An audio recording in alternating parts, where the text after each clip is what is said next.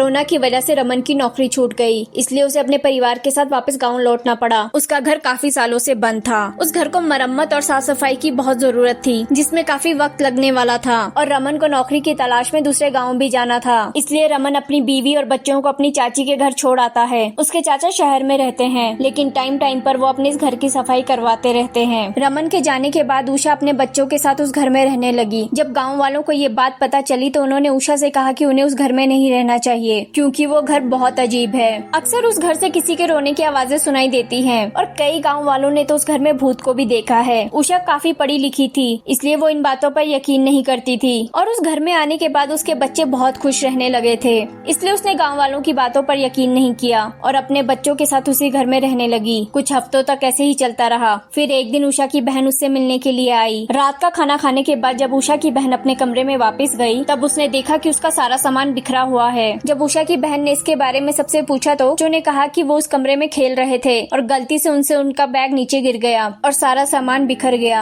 लेकिन उषा की बहन ने बच्चों की इस बात पर यकीन नहीं किया और उन्हें बहुत डांटा और इसके बाद वो अपने कमरे में सोने के लिए चली गई। अगले दिन काफी देर तक उषा की बहन अपने कमरे से बाहर नहीं आई। जब उषा अपनी बहन को देखने के लिए उसके कमरे में गई तो उसने देखा कि उसकी बहन अभी तक सो रही है। जब वो उसको जगाने के लिए उसके पास गई तो अपनी बहन को देखते ही वो चिल्लाने लगी। उसकी बहन मर चुकी थी, किसी ने उसका गला काट दिया था। उसके बाद उषा ने पुलिस को बुलाया। काफी छानबीन करने के बाद भी पुलिस को खूनी के बारे में कुछ पता नहीं चला, लेकिन पुलिस को उषा पे शक था। लेकिन पुलिस के पास उषा के खिलाफ कोई सबूत नहीं था, इसलिए वो उषा को गिरफ्तार नहीं कर पाए। इस हादसे के बाद उषा को गाँव वालों की बातों पर यकीन हो जाता है, इसलिए वो अपने बच्चों के साथ इस घर को छोड़कर जाने लगती है। लेकिन अचानक से उसके घर का दरवाजा बंद हो जाता है। उषा उस दरवाजे को खोलने की बहुत कोशिश करती है, लेकिन वो दरवाजा नहीं खुलता। इसके बाद उषा को अपने बच्चों के साथ एक औरत दिखाई देती है, जिसे देखकर उषा बहुत डर जाती है और अपने बच्चों को उस औरत से दूर कर देती है। कौन हो तुम और यहाँ क्या कर रही हो? माँ, इन्हें कुछ मत कहिए, ये हमारी दादी है।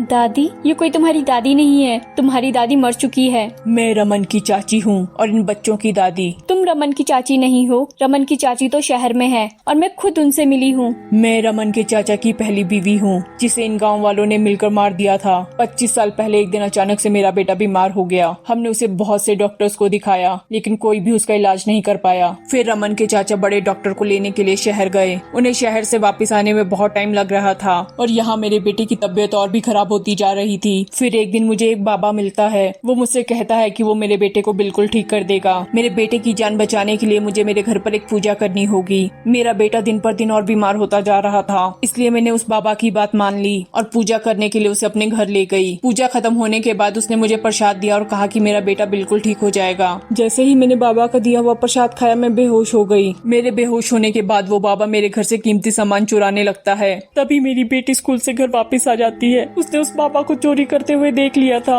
और वो जोर जोर से चिल्लाने लगती है। वो बाबा ये सब देख कर डर जाता है। उसे लगा कि अगर मेरी बेटी की आवाज सुनकर कोई गाँव वाला आ गया तो वो पकड़ा जाएगा, इसलिए मेरी बेटी को चुप करवाने के लिए उसने उसे वहीं मार दिया और सारा सामान लेकर वहाँ से भाग गया। जब मेरी आँख खुली तो मेरे सामने मेरी बेटी की लाश पड़ी हुई थी। तभी वो बाबा गाँव वालों को लेकर वहाँ आ जाता है। उस बाबा ने गाँव वालों से कहा कि मैं काला जादू करती हूँ और मैंने खुद अपनी बेटी की बलि दी है और गाँव वाले भी उसकी इस बात को सच मान लेते हैं। मैंने गाँव वालों को सच बताने की बहुत कोशिश की, लेकिन किसी ने मेरी बात पर यकीन नहीं किया। सबने सिर्फ उस बाबा की बात को सच माना और मुझे जिंदा जला दिया। मेरी गलती सिर्फ इतनी थी कि मैंने उस बाबा पर यकीन किया और उस गलती की सजा भी मुझे मिल गई। मैं मर तो गई, लेकिन फिर भी मेरी आत्मा को मुक्ति नहीं मिली। मेरे मरने के बाद मेरा बेटा भूखा प्यासा मेरी आंखों के सामने तड़प तड़प कर मर गया और मैं कुछ नहीं कर पाई और इन गाँव वालों ने भी मेरे बेटे को बचाने के लिए कुछ नहीं किया। ये सब जानते थे कि मेरा बेटा बीमार है, फिर भी इनमें से कोई मेरे बेटे को देखने तक नहीं आया। मैंने सिर्फ उस बाबा पर यकीन करने की गलती की थी, जिसकी वजह से मैंने अपने दोनों बच्चों को खो दिया और मेरे पति ने भी इतनी आसानी से गाँव वालों की बातों पर यकीन कर लिया और दूसरी शादी कर शहर चले गए और इस घर को नौकर के सहारे छोड़ दिया। लेकिन जब तुम इन बच्चों के साथ यहाँ रहने के लिए आई तो मुझे ऐसा लगा कि मुझे मेरे बच्चे वापस मिल गए। अब मैं तुम्हें कहीं नहीं जाने दूंगी, ये बच्चे यहीं रहेंगे मेरे पास। आपके साथ जो कुछ भी हुआ वो बहुत गलत हुआ, लेकिन हम आपके साथ नहीं रह सकते। प्लीज हमें यहाँ से जाने दीजिए। नहीं, यहाँ से कोई नहीं जाएगा। ये बच्चे अब यहीं रहेंगे मेरे साथ। ना चाहते हुए भी उषा को उस घर में अपने बच्चों के साथ रहना पड़ता है। उषा किसी से मदद भी नहीं मांग पा रही थी क्योंकि वो औरत हमेशा उसके सामने रहती थी। एक दिन उषा उस औरत से कहती है कि घर का सारा पानी खत्म हो गया है, पानी भरने के लिए उसे घर से बाहर जाना होगा। वो औरत उषा की बात मान जाती है, लेकिन वो बच्चों को अपने पास रख लेती है और वो उषा से कहती है कि अगर उसने कोई चालाकी की तो वो इन बच्चों को मार देगी। उस औरत की आत्मा उस घर से बाहर नहीं जा सकती थी, इसलिए वो उषा पे नजर भी नहीं रख सकती थी। कुछ देर बाद उषा पानी लेकर घर वापस आ जाती है। पूरा दिन बाकी दिनों की तरह ही बीत जाता है। अगली सुबह वो औरत अचानक से चिल्लाने लगती है।